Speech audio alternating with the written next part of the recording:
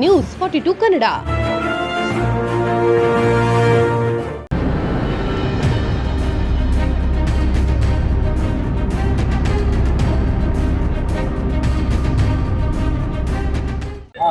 ಈಗ ಕರ್ನಾಟಕದಲ್ಲಿ ಎಂದೂ ಆಗದಂತ ದುರಂತ ಆಗಿ ಹೋಯ್ತು. ಈ ದುರಂತಕ್ಕೆ ಕಾರಣ ಯಾರು? ಇದು ಬಹಳ ಗೌಪ್ಯವಾಗಿ ಉಳಿದಿದೆ. ಈ ದುರಂತ ಆಗಿ ಸುಮಾರು 20 ದಿನಗಳ ಹತ್ರ ಆಯಿತು. ಇದನ್ನ ಕೂಡಲೇ ಇವರು 15 ದಿವಸದೊಳಗಾಗಿ ಯಾರು ತಪ್ಪಿತಸ್ಥರು ಅಂತ ಹೇಳಿ ಸರ್ಕಾರ ಹೇಳಬೇಕಾಗಿತ್ತು. ಇದುವರೆಗೂ ಹೇಳಲಿಲ್ಲ.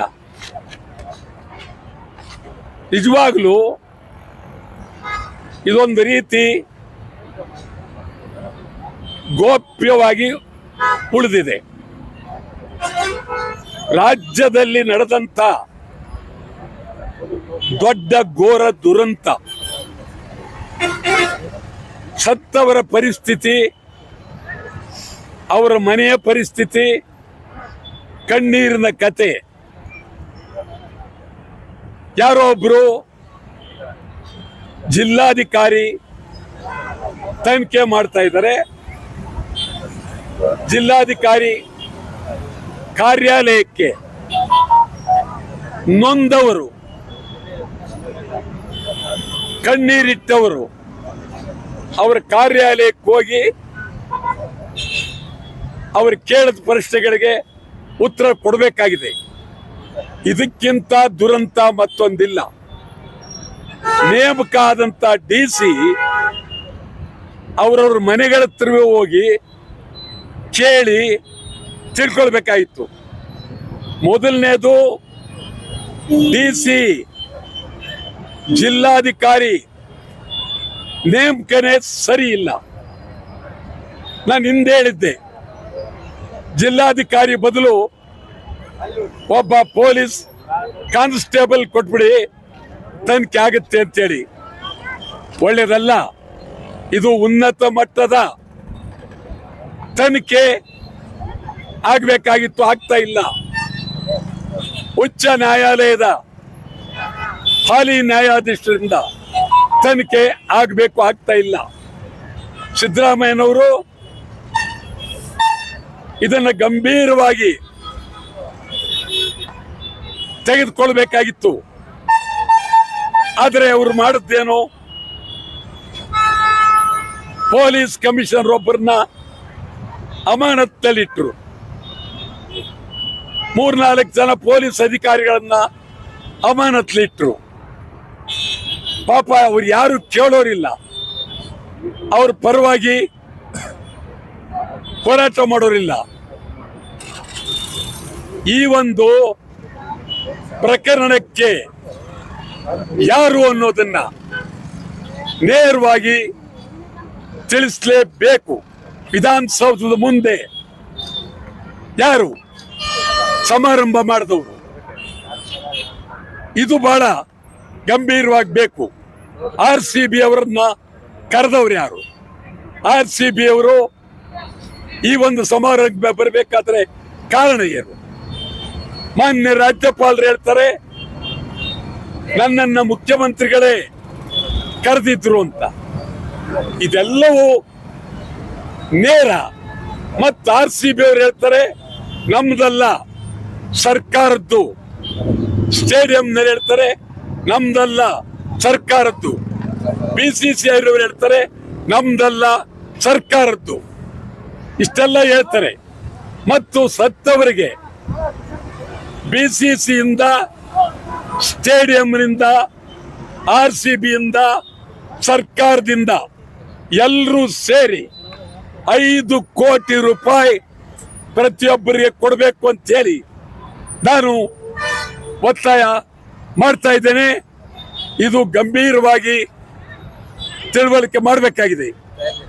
ಒಂದು ಮಾತು ತಮಗೆ ಹೇಳ್ತೀನಿ, ಯಾರು ಹೇಳೋರು ಇಲ್ಲ, ಕೇಳೋರಿಲ್ಲ, ಏನೋ ಒಂದು ರೀತಿ ದಿಕ್ಕೆಟ್ಟು ರಾಜ್ಯ ಹೋಗ್ತಾ ಇದ್ದ ತರ ಆಗಿದೆ. ಆದರೆ ಸಿದ್ದರಾಮಯ್ಯನವರು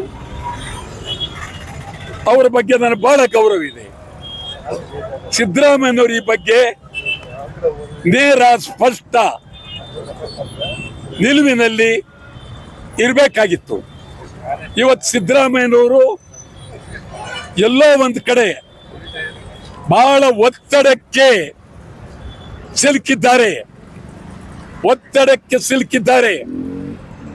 ಸಿದ್ದರಾಮಯ್ಯನವರ ಸಂಪುಟದಲ್ಲಿ ಅನೇಕರು ಮಂತ್ರಿಗಳು ಪಾಳ್ಯಗಾರರು. ಅವರ ಒತ್ತಡ ಬಹಳ ಆಗಿದೆ. ಮತ್ತು ವಿರೋಧ ಪಕ್ಷ ಅವರು ಇದನ್ನ ಮಾತಾಡಬೇಕಾದ್ರೆ ಅವರ ಹಿನ್ನೆಲೆ ಬೇಕು. ವಿರೋಧ ಪಕ್ಷದಲ್ಲಿ ಯಡಿಯೂರಪ್ಪನವರಿದ್ದಾಗಲೂ ನಡಿಬಾರ್ದೆಲ್ಲ ನಡೆದೋಗಿದೆ, ಅವ್ರು ಮಾತಾಡೋದಕ್ಕೆ ಅಧಿಕಾರ ಇಲ್ಲ. ಕುಮಾರಸ್ವಾಮಿ ಇದ್ದಾಗಲೂ ನಡಿಬಾರ್ದು ನಡೆದೋಗಿದೆ, ಅವ್ರು ಮಾಡೋದಕ್ಕೆ ಅಧಿಕಾರ ಇಲ್ಲ. ಸಿದ್ದರಾಮಯ್ಯನವರೀಗ ನಿಮ್ಮ ಪಕ್ಷದಲ್ಲಿ ನಾನು ಹೇಳ್ತೀನಿ, ಮುಂದ್ಯಾರು ಇವತ್ತು ಈ ತೀರ್ಮಾನಕ್ಕೆ ಅವರ ಪಕ್ಷದವರು ಹೇಳಬೇಕಾಗಿದೆ. ಇದು ಬಹಳ ಗಂಭೀರವಾದಂತ ಪರಿಸ್ಥಿತಿ. ಈ ಬಗ್ಗೆ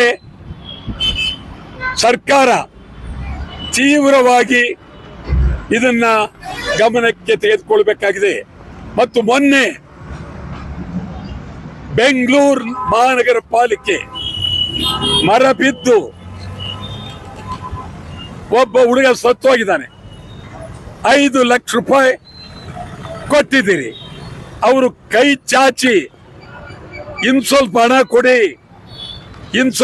ಕೊಡಿ, ಆಸ್ಪತ್ರೆ ಖರ್ಚಾಗಿದೆ, ಬಹಳ ಕಾಡಿ ಬೇಡಿದ್ರು, ಕೊಡೋದಿಲ್ಲ ಅಂತ ಹೇಳ್ತಾ ಇದ್ದಾರೆ. ಏನ್ ಹೇಳೋರು ಕೇಳೋರಿಲ್ಲ. ಬೆಂಗಳೂರು 4 ಭಾಗ ಮಾಡಿದ್ರು, ರಾಮನಗರ ಬೆಂಗಳೂರು ಜಿಲ್ಲೆಗೆ ಸೇರಿಸಿದ್ರು. ಹೇಳೋರು ಕೇಳೋರು ಯಾರು ಇಲ್ದಂಗಾಗಿದೆ. ಬೆಂಗಳೂರು ಚುನಾವಣೆ ಆಗ್ತಾ ಇಲ್ಲ. ಈ ಎಲ್ಲವನ್ನ ನೋಡಿದಾಗ ಇದು ಒಂಥರ ದಿಕ್ಕೆಟ್ಟೋಗಿದೆ. ಸಿದ್ದರಾಮಯ್ಯನವರೇ ಭದ್ರವಾಗಿ ನಿಂತು ಈ ಬಗ್ಗೆ ಗಂಭೀರವಾಗಿ ಚಿಂತನೆ ಮಾಡಬೇಕು. RCB ತನಿಖೆ ಬೇಗ ಮುಗಿಬೇಕು. ಯಾರು ತಪ್ಪಿತಸ್ತು ಶಿಕ್ಷೆ ಕೂಡಲೇ ಆಗಬೇಕು ಅಂತೇಳಿ ಒತ್ತಾಯ ಮಾಡ್ತೇವೆ. ನ್ಯೂಸ್ 42 ಕನ್ನಡ.